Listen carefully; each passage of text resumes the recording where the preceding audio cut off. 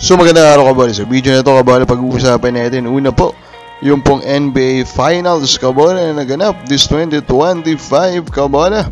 And then of course pag-uusapan din natin kabole ang isa pong rumor na nilabas po ni Busto Badwa, and of course ito pong si Alex Stockton. So kung hindi pa nakasubscribe, pakipindot naman po yung subscription button. So first things first, congrats po sa mga fans po ng OKC Thunders kabole. Panalo po kayo.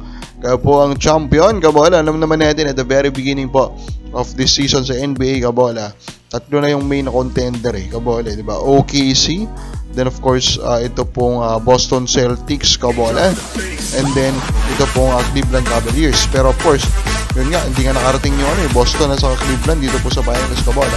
Nakarating dyan is Indiana Pacers. For OKC kabola, they have a very talented young team. Very young pa po ito kabola. Ang dami pa nilang hawak po na future first kabola. They are now being groomed. They are being defined as the next dynasty kabola. Dahil po sobrang bata po ng team nila, sobrang lalim po ng team nila kabola, and it seems like they are ready kabola to go against the rising po na salary cap kabola. On the other hand naman, marami din gustong pag-usapan kabola ang naganap na run po ng Indiana Pacers kabola. Nobody, as in nobody of his right mind expected them kabola to reach the finals, but they did. Of course, leader nila Pascal Siakam, Tyrese Haliburton kabola, TJ McConnell, those three kabola really dig it up kabola. They did their best kabola to lead this team. Unfortunately, yun nga, na-injured po si Haliburton. Now, actually, mga sinasabi ngayon ng mga tao, this playoffs is more about the Cinderella run of Indiana than the first championship of OKC, which in a way masakit para sa OKC, pero ganoon talaga kabola. Ganoon talaga. Kasi very historic din naman yung ginawa po ng Indiana kabola. Now, ito na po yung rumor. Isa daw pong team owner, yung mga anak po ng isang team owner kabola, gusto na nila po nilang ipabenta yung franchise po kabola. So, ano to ito yung parang yung nangyari din po sa team owner ng Alaska kabola. Kumbaga, I think obviously naman kasi talaga kabola, pang marketing din naman talaga po yung PBA. So kapag titignan mo talaga kabola, yung yung mga financial statement mo kabola, madali lang i-conclude kabola na hindi mo agad makikita actually yung impact nitong pagsali po sa PBA. At yun actually yung rason siguro kabola kaya gusto na itong mga anak nitong team owner na to kabola na ibenta na nila yung franchise kabola. Now the term used here is franchise kabola kasi po maraming mga fans ang pinuturo is San Miguel Corporation.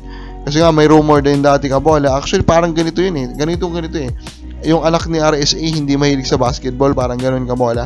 So of course alam naman natin kabola, hindi ka mahilig sa basketball in a way, ba't ka nasa PBA, di ba kabola? So mahihirapan ka rin na isa puso yung magiging operation mo kung ganyan po kabola. So hindi lang din naman po SMC actually po yung pinapredict nila regarding this. Blackwater also is also being predicted kasi parang may ganun din pong rumor in the past. Between the two, siguro this is Blackwater kasi franchise naman yung ginagamit na term kabola. So this could be Blackwater, and of course we want it to happen kasi nga po wala tayong magagawa, naging farm team lang din po naman siya dito po sa PBA. So Alex Stockton kabola, na rumor na siya kabola that he could be asking for a trade, and I do believe these three teams kabola should really consider kabola trying to get this great young player kabola of Converge Fiverr Xers. Number 3 ko will be the Terra Firma or yung Sambuanga Valientes na bibili po sa Terra Firma. If they want kabola to try and contend right away and get a young player, they can target ito nga pong si Alex Stockton, diba? Makakasama pa nila. So Stockton kabola, again, he is a big guard kabola, he's very good on both ends of the court. So kumbaga worth it to kabola na subukan kunin for Terra Firma, especially for that new team kabola kung tuloy na po. And then number 2 ko, Northport Batang Pier, kasi they are the team with the most obvious need po for a guard kabola, and we can even say that they are badly in need of someone who can consistently create for himself. And of course we know Stockton can do that kabola. He is one of the greatest, if not the great finisher right now kabola in this PBA kabola. Pero number 1 pa rin natin ay ang Magnolia Hotshots kabola, diba? They want to change their image kabola. They should keep on adding talent. Now they have tong kanilang guard rotation or point guard rotation medyo okay naman kabola, pero still diba, if you add Stockton, yun yung parang kulang nila big guard kabola. So Stockton could be a good target. Kawawa sa pagkaya mo, sino kayo makakuha Stockton o may trade pa talaga siya ng Converge? Comment lang po, so ba